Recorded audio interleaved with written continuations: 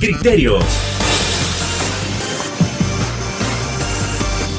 Una entrevista de Mix de Medios.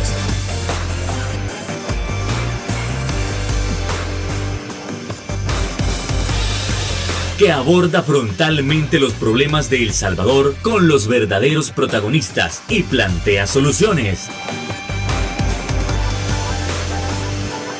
¿Qué tal? Muy buenas noches, sean bienvenidos todos y cada uno de ustedes a una nueva emisión aquí en su programa Criterios, en esta ocasión para un análisis político a nivel nacional. Por ejemplo, se aprobó una nueva extensión del régimen de excepción. Entonces, vamos a estar hablando sobre si esto en efecto era necesario, también sobre la caída que sigue teniendo el Bitcoin y sobre la nueva o la construcción del nuevo centro penal.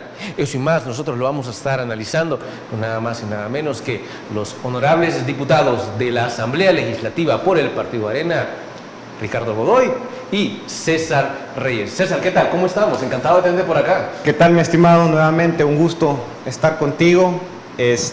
Bueno, a iniciar esta jornada para tocar estos temas de mucha importancia y de mucha relevancia para los salvadoreños y sobre todo para la coyuntura nacional. Desde luego. Diputado Ricardo Godoy, ¿qué tal? Encantado de tenerlo por acá. Gracias. Bueno, la verdad que es importante estos espacios en donde podemos analizar, discutir y entrar en ese profundo de verdad análisis que la situación amerita en estos momentos en El Salvador, en donde tenemos una estructura gubernamental en donde la separación de poderes es inexistente y lo que hace falta es más análisis de las decisiones que se están tomando. Perfecto, encantado de que ustedes hayan aceptado nuestra invitación. Entonces vamos entrando en materia. Recientemente, el día de ayer se aprobó una nueva extensión del régimen de excepción. A ver, vamos a tener régimen para 30 días más. Hay quienes opinan que en efecto esto era necesario por las más de 57,000 personas que hay y que esto le daría suficiente tiempo a la administración como para recolectar las pruebas suficientes que terminen juzgando a todas estas personas. Eso por un lado.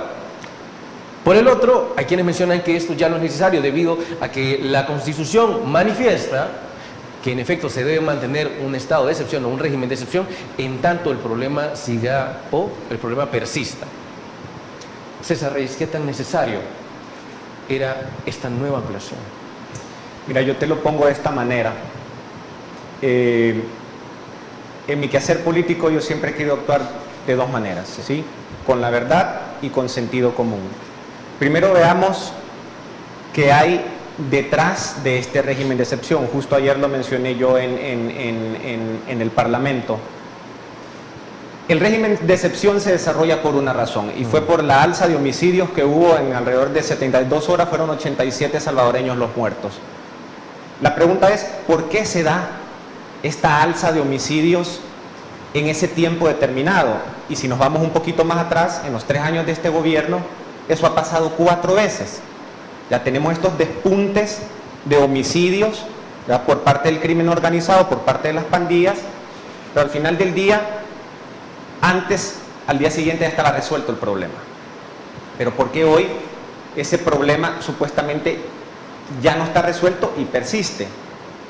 Y justamente fue por las investigaciones periodísticas a donde se revela que detrás de esta situación había un pacto oscuro entre el gobierno y el crimen organizado con las pandillas. Entonces, ¿qué queda? Frente al hoyo hay que taparlo, pero no vamos a tapar un hoyo escarbando otro hoyo que es el régimen de excepción. ¿Por qué?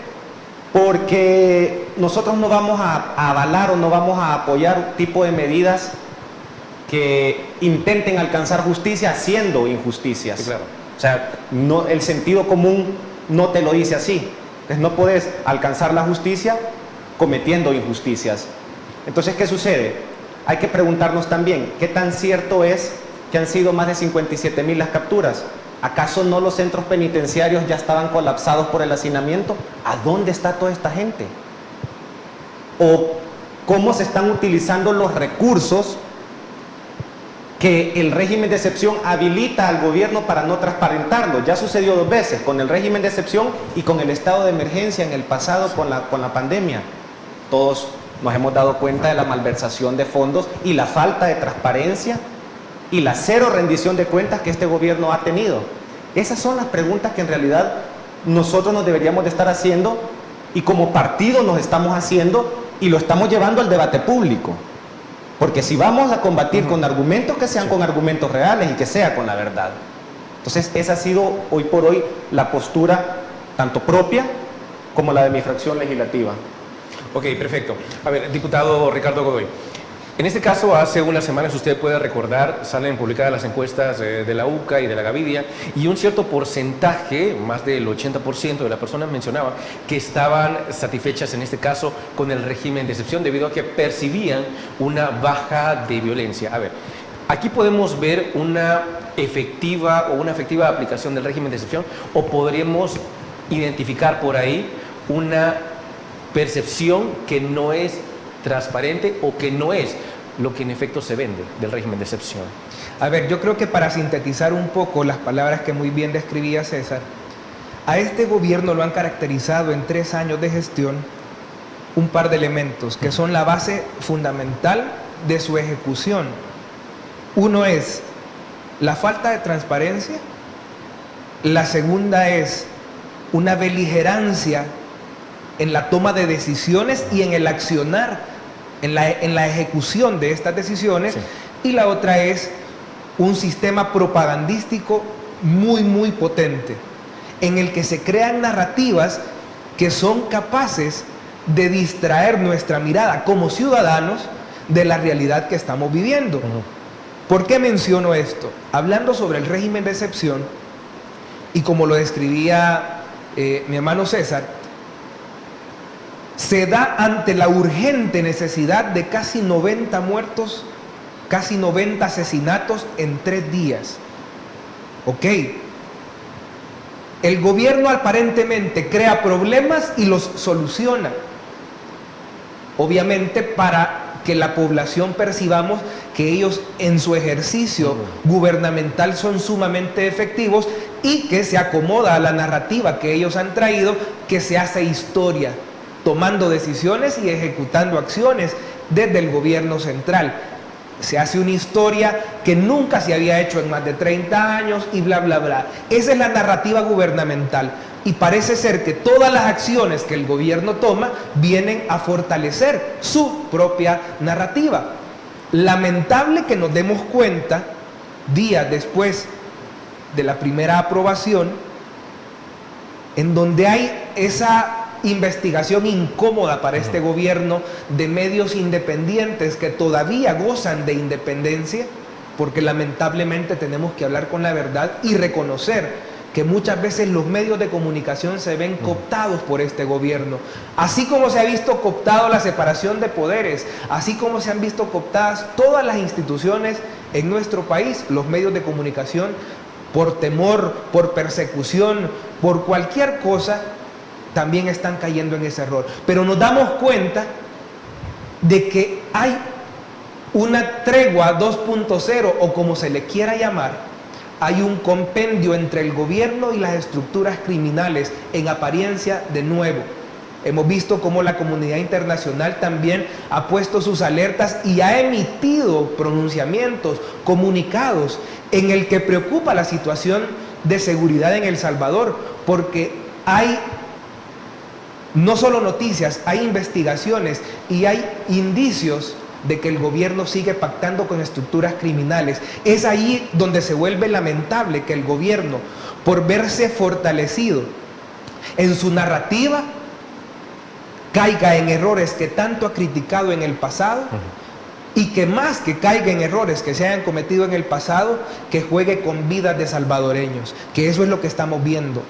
Casi 90 asesinatos de panaderos, vendedores de minutas, pupuseras, gente que se andaba ganando la vida por un capricho, entre una mal tregua, entre un mal acuerdo, que no sé quién o no se logra entender quién no le cumplió a quién, y por eso quien paga los platos rotos es la población salvadoreña. Eso es lo que estamos viendo detrás de estos regímenes de excepción, en donde es preocupante, y lo han dicho hasta exmagistrados de la Corte Suprema de Justicia, El Salvador tiene el andamiaje jurídico y legal para poder combatir la delincuencia con la misma efectividad, pero sin dejar de lado los derechos fundamentales de los salvadoreños, que es lo que estamos viendo. El gobierno ha manejado la narrativa diciendo, es que es un margen de error, que es necesario por un fin superior. Momento. Un salvadoreño que injustificadamente muera en una cárcel y que el Estado, que es el que debe ser el garante de los derechos fundamentales de cada ciudadano, diga que eso es margen de error y que es necesario por un fin superior, entonces el Estado está jugando mal su rol, está haciendo mal su rol como garante de los derechos de los salvadoreños. Eso es lo que estamos viendo como oposición, pero a ver, definamos también oposición, porque el gobierno en su narrativa ha querido dejar a entrever a los salvadoreños que la oposición es aquellos, o somos aquellos que le estorbamos, le incomodamos o le obstruimos su forma de hacer gobierno, y no se trata de eso. Oposición se trata de ser un señalamiento permanente, constante, pero sobre todo objetivo de las cosas buenas y de las cosas que está haciendo mal este gobierno. Por eso te digo que como oposición nos hemos mantenido siempre vigilantes del debido proceso. Y en este caso del régimen de excepción, lo que estamos viendo es que el gobierno se le sale de control la circunstancia, se le sale de control esa gana vulgar de querer manejar una narrativa propagandística en favor de su popularidad nada más. Es ahí donde tiene que entender el gobierno que no todos los salvadoreños pensamos igual, y que también necesitamos tener ese punto neutro, ese punto de encuentro en donde podamos mediar y poder dilucidar diferencias que tenemos como salvadoreños. Ok, acorde a esto que menciona el diputado Godoy, César Reyes, ¿cómo se puede justificar o hay manera de justificar las más de 50 muertes en los centros penales cuando hay mucha gente que menciona, no mire, pero es que esto es algo de diferentes días? Pero, o sea, esto es algo de todos los días, lo que pasa es que antes, pues, no se decía nada. Eso me lo va a responder luego de nuestra siguiente pausa comercial. No nos cambie, ya volvemos.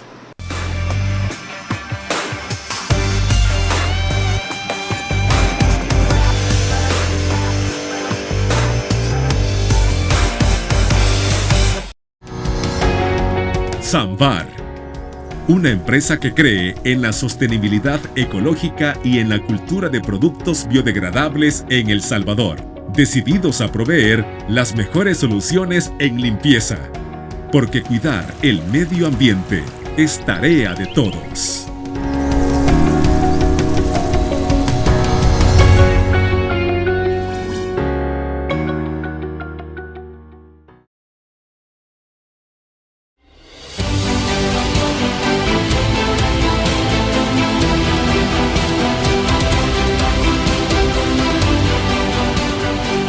Nuestro compromiso, nuestra pasión, son algunas de las cosas que nos caracterizan como salvadoreños.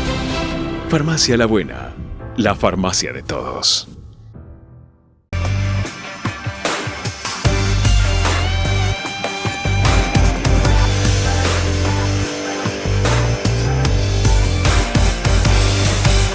Muchísimas gracias por continuar con nosotros, y tal cual nosotros hacíamos la pregunta tras el análisis del diputado Ricardo Godoy respecto a lo que ha sucedido en los centros penales, los más de 50 muertos.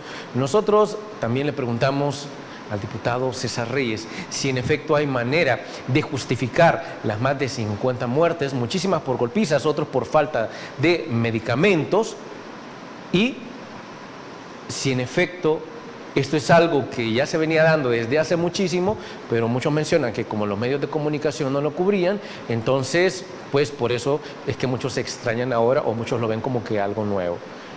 ¿Qué opinión merece César Reyes? O sea, hay que primero caer en cuenta de lo que estamos hablando. Sí. Y estamos hablando de vidas, ¿ya?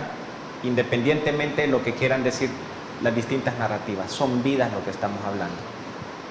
¿Hay justificación acaso para decir el porqué de la pérdida de la vida de un salvadoreño? ¿Acaso podría el gobierno justificar el por qué un salvadoreño, ya sea inocente, porque hemos visto el caso de salvadoreños inocentes, por ejemplo, este joven universitario que era músico y le entregan el cadáver a su madre en el ataúd envuelto y le dicen que tenía COVID. La madre desesperada lo abre y ve que el cadáver de su hijo estaba todo vapuleado y estaba golpeado. Nadie sabe cómo fue que murió ese joven, si fue asesinado por las fuerzas de seguridad o si fue asesinado por delincuentes dentro de los penales. Esos son los dos escenarios. El primer escenario, si las fuerzas de seguridad hicieron esa acción, las mismas fuerzas de seguridad estarían perdiendo la naturaleza por la cual fueron creadas, que fue garantizar la seguridad de los salvadoreños y la vida de los mismos. Entonces estamos viendo cómo estas pseudoleyes que se están queriendo utilizar, porque no son leyes, porque son lo contrario a las leyes, están tergiversando o están malversando, se pudiese decir, la naturaleza propia de las mismas leyes. Y los cuerpos de seguridad están cayendo al mismo nivel que la criminalidad en este sentido. Entonces, eso es lo que nosotros nos tendríamos que estar preguntando como salvadoreños. ¿Es justificable acaso la muerte de 50 salvadoreños? ¿O es justificable el discurso del oficialismo y de los diputados del oficialismo al decir es un margen de error? ¿Acaso para la familia sería un margen de error perder a su hijo? ¿Perder a sus padres? ¿Perder a sus abuelos? ¿Perder un familiar? ¿Quién va a resarcir los daños que se le ha causado a estas familias?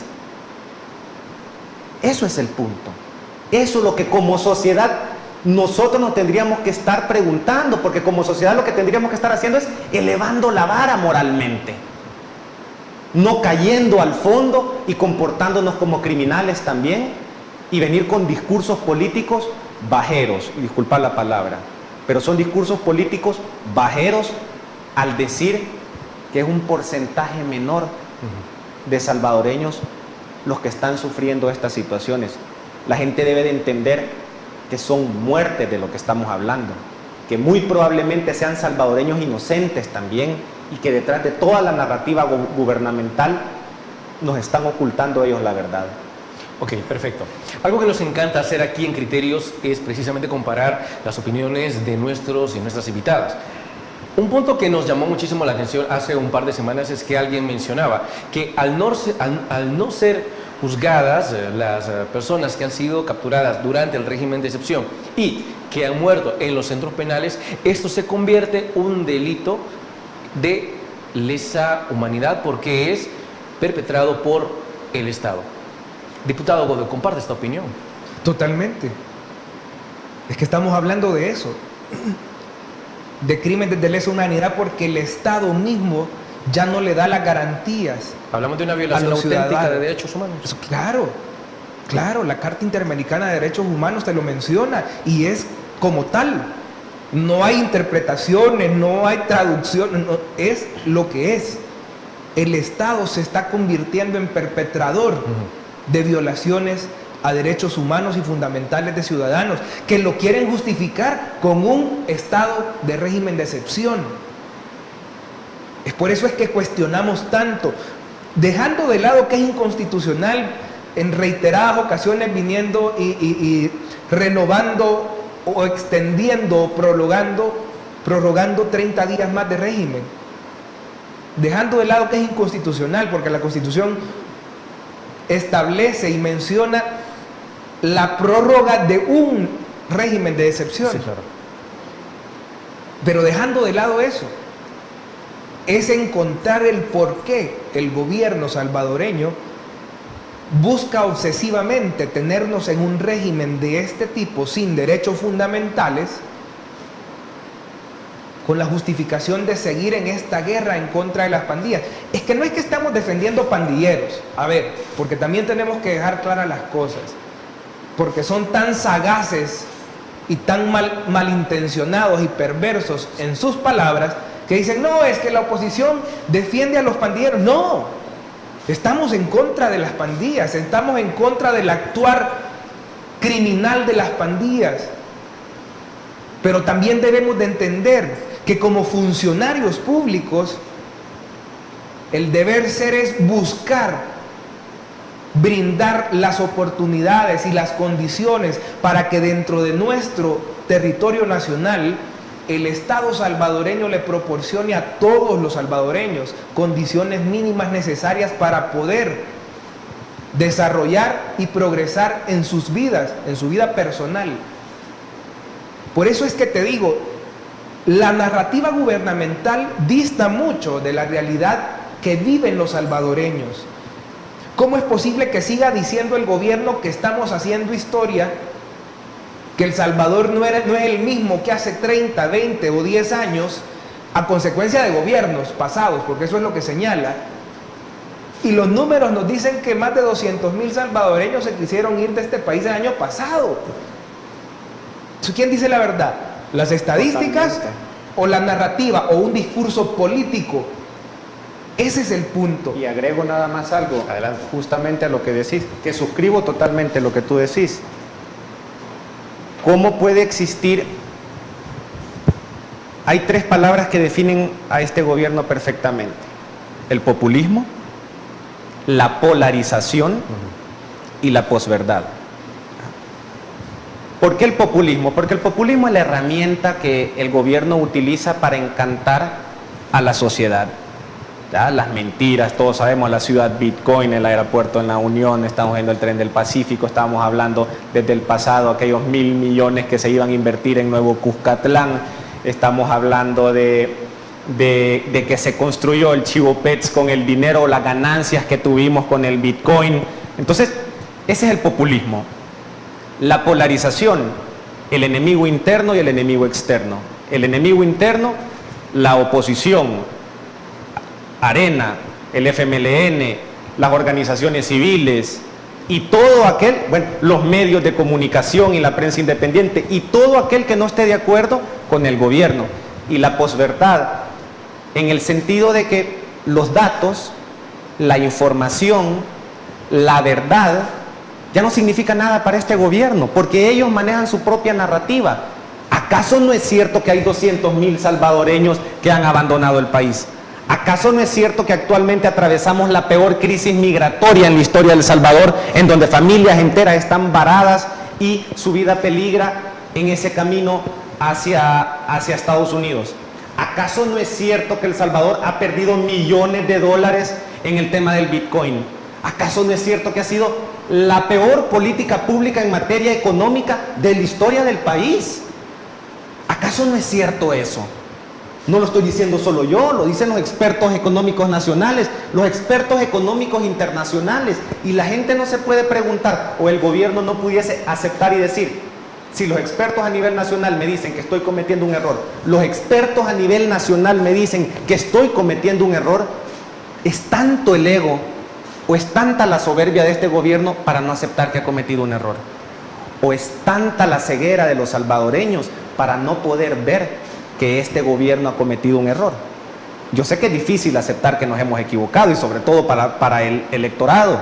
Claro que nos hemos equivocado como país. Yo creo que somos el único país que sigue tropezando con la misma piedra todo el tiempo al querer elegir figuras mesiánicas que nos salven y no construir proyectos de nación que sean verdaderamente estudiados y trabajados al corto, al mediano y al largo plazo. Eso es lo que tenemos que ver. ¿Por qué no acepta el gobierno el fracaso de Bitcoin, por ejemplo? Porque ahora el presidente, antes que te decía, vean su Chivo Wallet, ahora te dice, ya no vean la gráfica. Hay que esperar porque en un futuro esto va a cambiar o va a crecer. O sea, esas son las situaciones que tenemos que ver. Ok, perfecto. Vamos a analizar este tema en donde ya introducimos la idea de que ha caído el precio del Bitcoin, pero eso hay que analizarlo luego de la pausa comercial. No nos cambie, ya volvemos.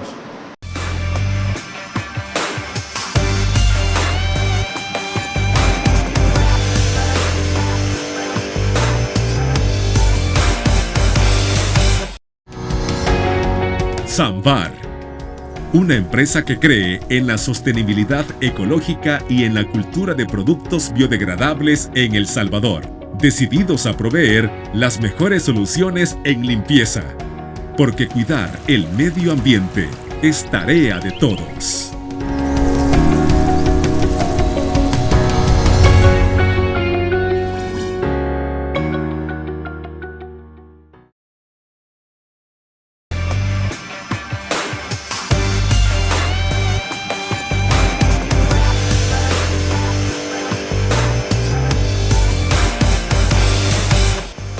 Gracias por continuar con nosotros, y al final del segundo bloque ya se hacía una breve introducción respecto al tema de este tercer bloque, como lo es la caída continua del Bitcoin, de cómo pasa de estar a $60,000 a estar, al menos a inicios de semana, a menos de $20,000. Respecto a eso, nosotros nos preguntamos, ¿es necesario en algún momento seguirle apostando al Bitcoin? ¿Y de qué manera también se pueden tomar las palabras desde la administración respecto a si primero es necesario, se decía, era necesario revisar las gráficas, pero después se menciona que mejor no hay que preocuparse, no hay que revisar las gráficas, dado que se menciona que no debe haber preocupación porque el Bitcoin va a subir en su momento y la inversión está garantizada? César Reyes, ¿cómo se debe ver eso? Mira, yo siempre, o sea, al inicio te dije, me gusta hablar siempre con la verdad y con sentido común. Hablemos del sentido común acá. Pareciera que nuestra sociedad está urgida de medidas que solucionen nuestros problemas, pero a corto plazo. Entonces tendemos a caer en esa narrativa de gobiernos en turno y de gobernantes en turno de darnos la solución a nuestros problemas económicos, porque el tema de la pobreza es un tema muy importante que como nación deberíamos de resolver, porque es inhumano que exista gente hoy por hoy en la pobreza. ¿A qué me refiero con esto? Al sentido común. ¿Acaso era el Bitcoin o la implementación del Bitcoin como moneda de curso legal la solución a los problemas económicos de los salvadoreños? ¿Acaso esta medida ha propiciado o le ha dado la oportunidad a los salvadoreños de resolver sus problemas económicos y ya tienen más pan en la mesa? ¿Ya pueden, a través de esta medida, ya pueden pagar el colegio de sus hijos? ¿Ya pueden solventar todas sus necesidades? O vámonos a la más básica. ¿Ya acaso ellos pueden, por lo menos, financiarse la canasta básica? Que así como está la situación hoy, está más cara todavía. ¿Acaso esta medida ha solucionado estos problemas? Esa es la pregunta que se deben hacer los salvadoreños. ¿Ya? Y si hay un porcentaje alto de gente que venga y te diga, no, entonces ahí está el error. Sí. Pero sí hay un porcentaje alto de gente que te dice que no han utilizado el Bitcoin, por ejemplo. Sí.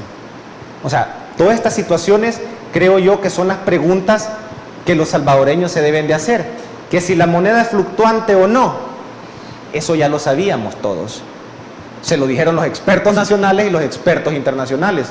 Pero el gobierno no tomó ningún tipo de consideración o consejo con respecto a esta medida, y en un debate de 45 minutos en el Parlamento aprobaron la ley Bitcoin como moneda de curso legal en escuetos 17 artículos.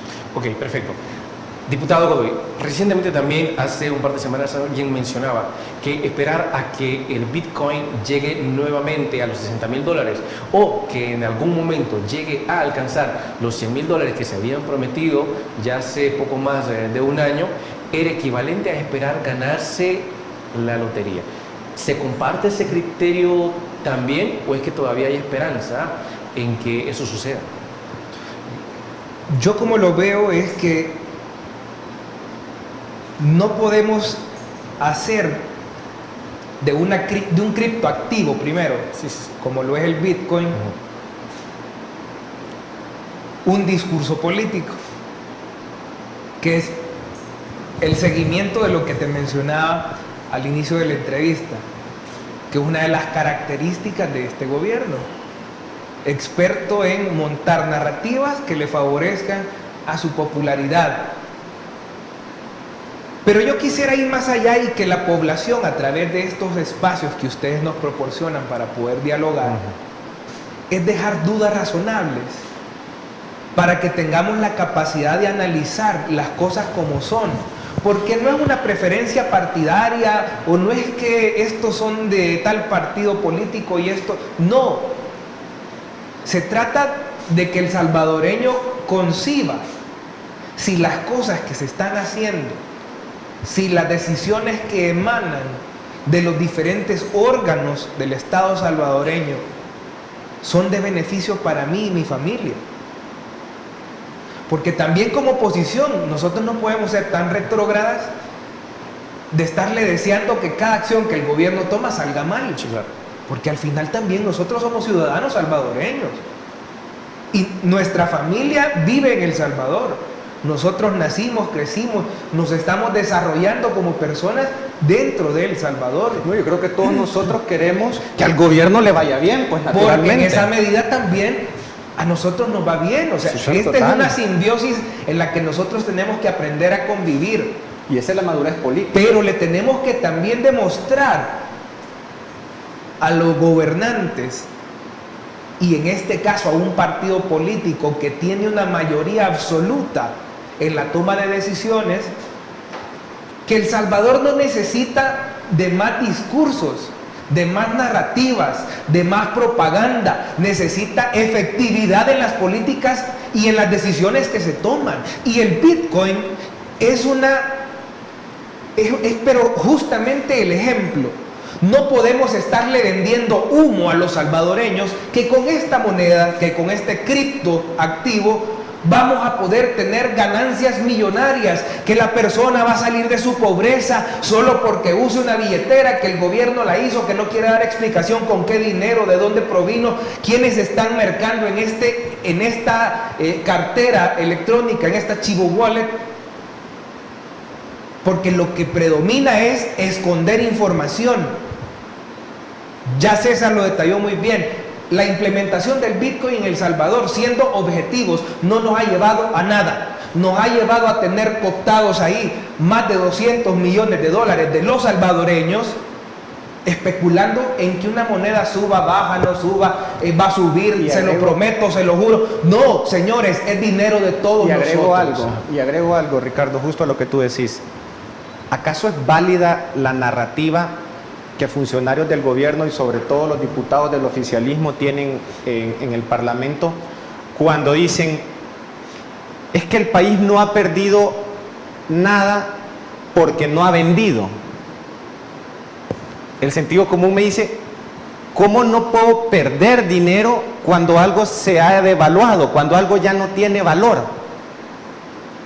O sea, esa es la pregunta del millón. O sea, ¿por qué cuando sube, ahí sí son ganancias, pero cuando baja, no es pérdida porque no he vendido? ¿Qué ha ocurrido con el hospital de Chivopet? Que se menciona que eso es producto de las ganancias, o como otros mencionan, ahí hay como una especie de falta de transparencia. Ese es una de los ejemplos más emblemáticos en este momento de las contradicciones de este gobierno.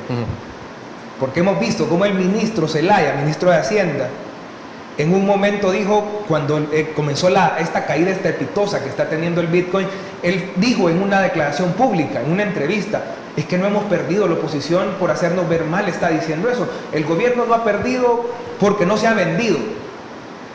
Las monedas ahí están y no se ha vendido. Y lo sostuvo.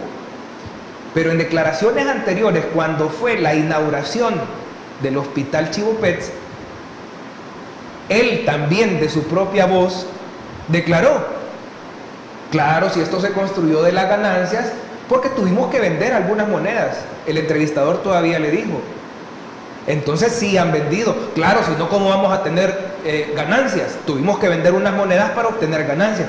Entonces, ¿cuál es la verdad o cuál es la mentira? Si el mismo funcionario es capaz de contradecirse y de sostener una mentira en la que lo único que no existe es transparencia. Y yo tengo otra pregunta. Ok, si mientras no se vende, no se pierde. Ese es el argumento del gobierno y de los funcionarios en el gobierno. ¿Y qué sucederá cuando, supongamos un caso hipotético, el valor del Bitcoin, hemos visto cómo ha caído estrepitosamente, llegue a cero. ¿Seguirá acaso el gobierno con la narrativa, no he perdido porque no he vendido? ¿O cuál será ahora la narrativa de este gobierno? O sea, esas son las preguntas que nos tenemos que hacer. Ahorita está en menos de 20,000. Siguen manteniendo, no he perdido porque no he vendido. Con la esperanza. Estamos viendo que las políticas de Estado, porque las políticas monetarias, que son las más serias en las naciones, sobre todo cuando habla de las monedas de curso legal, o sea, son las más serias que un Estado puede manejar. Cuando la política de Estado de carácter monetario se basa en la esperanza que podamos tener, hombre, perdón, para eso mejor vámonos a una iglesia y arrodillémonos, pues, o sea, y pidámosle a Dios la oportunidad de que haga un milagro con esta situación. O sea, eso es lo que hay que hacer, hay que ser serios en esta situación. Sí, claro. ¿Ya? Nos vamos a nuestra tercera pausa comercial, así que por favor no nos cambien, que ya volvemos con más.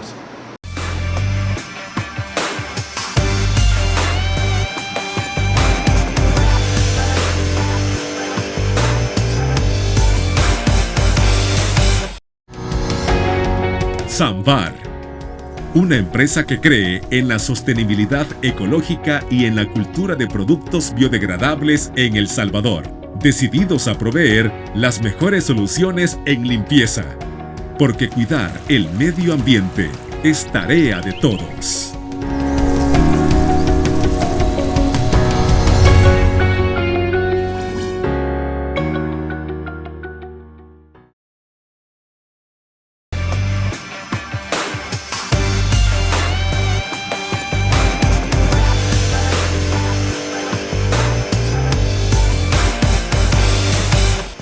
Gracias por continuar aquí en Criterios para seguir analizando los últimos acontecimientos en nuestro país. Recientemente inició la construcción del megacentro penal, según se entiende, en el departamento de San Vicente. A ver, diputado Godoy, ¿qué tan necesario es la construcción de este nuevo centro penal? En efecto, ¿es necesario? Yo creo que la pregunta sería al tomador de decisiones, ¿cuáles son sus prioridades? Y dentro de sus prioridades, ¿cuáles son las urgencias? Sí. Siendo objetivos y hasta un poco decentes, en este momento, si la función pública de este país no se orienta a trabajar en políticas económicas hasta el nivel familiar, Sí, claro. este gobierno, este Estado salvadoreño, está dejando mucho que desear. Estamos viendo cómo una inflación voraz está atacando a los hogares salvadoreños. La canasta básica más alta en las últimas 2 décadas. Precios de frijol que nunca se habían visto en años. Una preocupación muy, muy profunda de los agricultores de nuestro país, que son una inmensa mayoría, porque todo nuestro país se dedica a la agricultura, tanto de producciones industriales, como pequeñas, como familiares y hasta de subsistencia. Porque en el campo salvadoreño hay personas, hay familias que cultivan un par de tareas de tierra para tener su granerito lleno para todo el año, para comer frijoles y tortillas.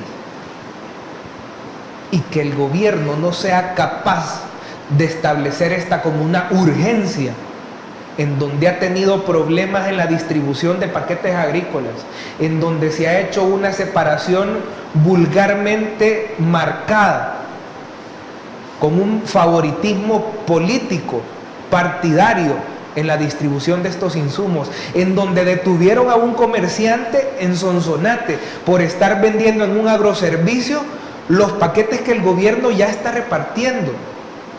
¿Qué te quiere decir eso?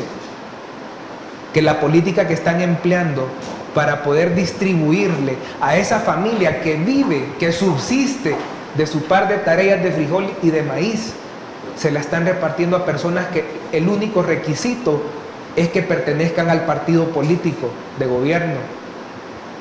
Y agrego algo Y más. si no... Y agrego Por favor, algo más, Ricardo. Yo me fuera un poquito más atrás. ¿Cómo un gobierno llega, cómo un candidato llega al poder, por ejemplo, llega a sentarse en la silla presidencial a través de las promesas que hace en campaña, ¿no? Así es como los políticos llegan a sus cargos, por las promesas que los políticos hacen en campaña a la población. Ok, estamos hablando de la construcción de un centro penal, pero ¿acaso las promesas de este gobierno no fueron totalmente contrarias en época de campaña a la realidad que hoy estamos viendo? Prometieron universidades, prometieron más educación para los niños y jóvenes. ¿Y qué vimos?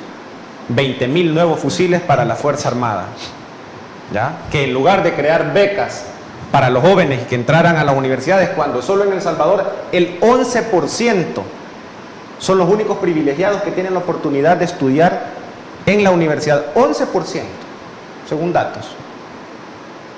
¿Y el gobierno qué es lo que hace? Le dice a los jóvenes que se inscriban a las Fuerzas Armadas para que les den fusiles. Los fusiles vinieron a sustituir las promesas de campaña.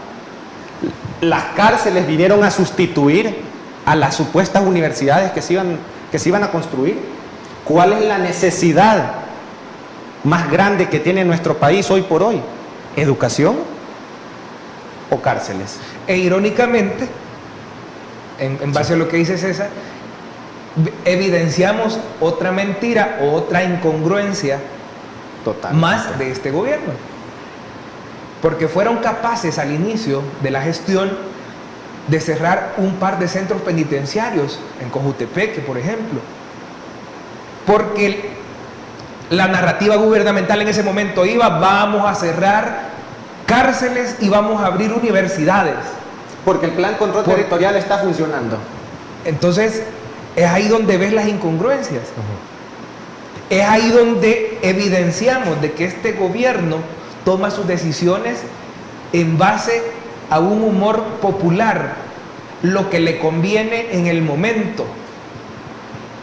No estamos viendo de parte del gobierno ni del partido oficialista, que tiene la gran mayoría, como ya lo he dicho, un plan de desarrollo y de progreso estatal, sino lo que estamos viendo es una narrativa vulgar que atiende a la propaganda que le resulta efectiva para la popularidad de ellos mismos. Claro. Y día con día cambia. ¿Por qué? Porque están viendo nada más lo que les funciona en réditos políticos momentáneos en favor de ellos. Para responderte a tu pregunta, porque no quiero ser maleducado, claro. ¿Será necesario una prisión, una mega prisión en nuestro país, con la situación económica nacional que tenemos en las diferentes áreas, en lo macro, en lo micro, en lo pequeño? ¿Será necesario que el Estado tenga la capacidad de mantener una mega prisión como esa, y le agrego en donde más. solo se generan costos? Y le agrego algo más, Ricardo. ¿Qué es más necesario para el país? La construcción del Hospital Rosales, que tiene 3 años parado, que ya estaban los fondos del préstamo aprobados, o una prisión o una cárcel. ¿Qué necesita más la población? ¿Necesita más salud? ¿Acaso no necesita más salud? ¿O acaso el destino de nuestro país está sometido a la narrativa y a los intereses propagandísticos de este gobierno? Claro. ¿O acaso no son electos los funcionarios públicos para solventar las necesidades de la gente? El salvadoreño te pide oportunidades de trabajo, los jóvenes pedimos oportunidades de trabajo. El salvadoreño te pide salud, poder acceder al sistema de salud. El salvadoreño te pide educación, pero no solo educación así por así como los gobiernos del FMLN, que tenían centros educativos pero que eran pésimos, sino que te piden educación de calidad. O sea, eso es lo que te pide el salvadoreño. Crear las oportunidades para que cada quien pueda desarrollar su proyecto de vida como le parezca o le sea conveniente. Claro. Pero pareciera que el destino de nuestro país está encaminado a las conveniencias políticas partidarias de los gobiernos en turno. En este caso, del actual. Ok, perfecto. Pues vamos a nuestra siguiente pausa comercial, así que por favor, no nos cambie, que ya volvemos.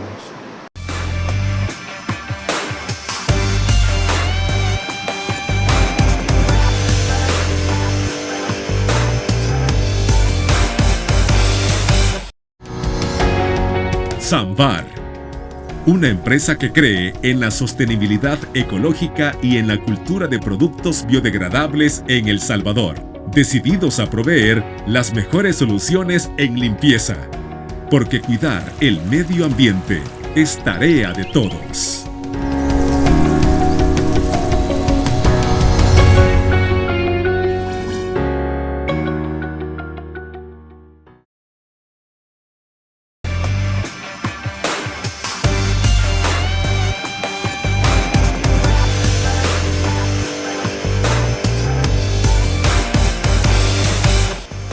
¿Qué tan efectivas pueden ser las recientes renovaciones en el partido Arena? ¿Cómo pueden funcionar estos nuevos cambios internos que está teniendo el partido? Diputado Godoy, ¿funciona? Más que eficientes o funcionales, son necesarias. Porque los partidos políticos como organizaciones sociales Sí. necesitan de esa alternancia también en la toma de decisiones. Y más allá de la toma de decisiones, en la capacidad que tengamos de acomodarnos a la realidad actual. Una realidad no la cambias con una simple decisión, una realidad la transformás. ¿Cómo la transformás? Haciendo parte a todos los que te acompañan. Arena es un partido político fuerte, que ha sufrido una debacle en los últimos años, que no la podemos negar, pero es un partido que sigue siendo fuerte en su activo principal y primordial, que no es sus dirigentes, no es su representante de elección popular, sino son sus bases, sus estructuras. En el interior del país, las bases siguen estando vigentes. Un partido que tiene principios que son vigentes y universales, que ese es el activo más rico que tiene Arena en El Salvador como instituto político. Y agrego, Y por eso es, perdón César, y termino la idea, y por eso es que gozamos también de mucho señalamiento, de mucho ataque, y a mí me causa hasta un poco de gracia, porque saben que ese activo no se construye de la noche a la mañana. Es por eso que te digo que más que eficiente o efectivo, es necesario. Estamos seguros de que estamos asumiendo un reto como dirigencia, pero un reto que, conscientes, con mucha dificultad, lo vamos a cumplir. No se va a corregir en 2 meses o 3 meses errores que se han cometido en años. Sí, claro.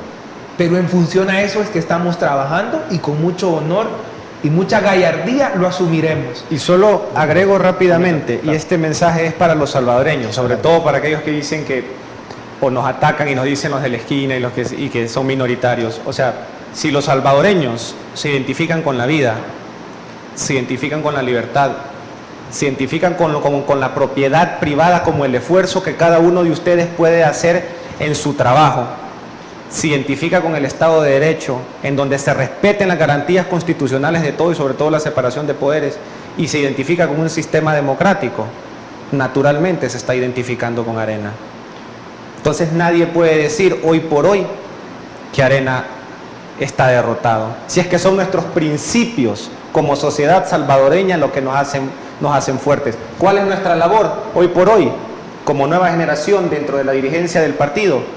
Fortalecer estos principios y darle a conocer a la gente que ellos también son parte de ellos y poderlos amalgamar a todos. Y ante todo, que podamos ser un instituto político que sea una verdadera alternativa, que con estos principios podamos ser esa real alternativa en donde los salvadoreños puedan encontrar soluciones a las problemáticas que estamos teniendo en la actualidad como sociedad salvadoreña. Ok, perfecto. Muchísimas gracias por sus diferentes análisis, sus diferentes criterios, diputado. Lamentablemente se nos ha terminado el tiempo. Diputado Godoy, un verdadero placer haberlo tenido por acá.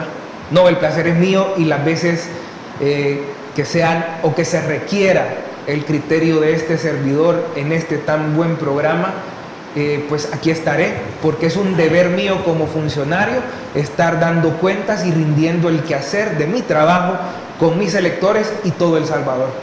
Diputado César Reyes, encantado de haberlo tenido por acá. No, gracias por la invitación, gracias por compartir este tiempo, sobre todo agradecer por hablar con la verdad sobre la realidad nacional que estamos viviendo, y lo importante es eso, informarnos y dar nuestras posturas y sobre todo como políticos o como funcionarios públicos, ser esa voz de los salvadoreños pues, que nos eligieron a nosotros. Muchísimas gracias, diputados, y a ustedes, amigos y amigas televidentes, gracias por habernos sintonizado una vez más. Recuerde, ante todo, ya sea el criterio político, económico, social, cultural, bueno, el criterio más importante siempre lo va a tener usted. Que descanse. Criterios. Una entrevista de Mix de Medios.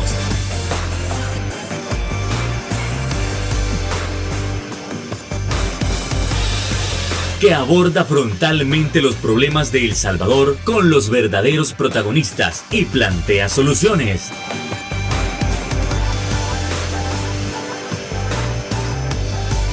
Criterios.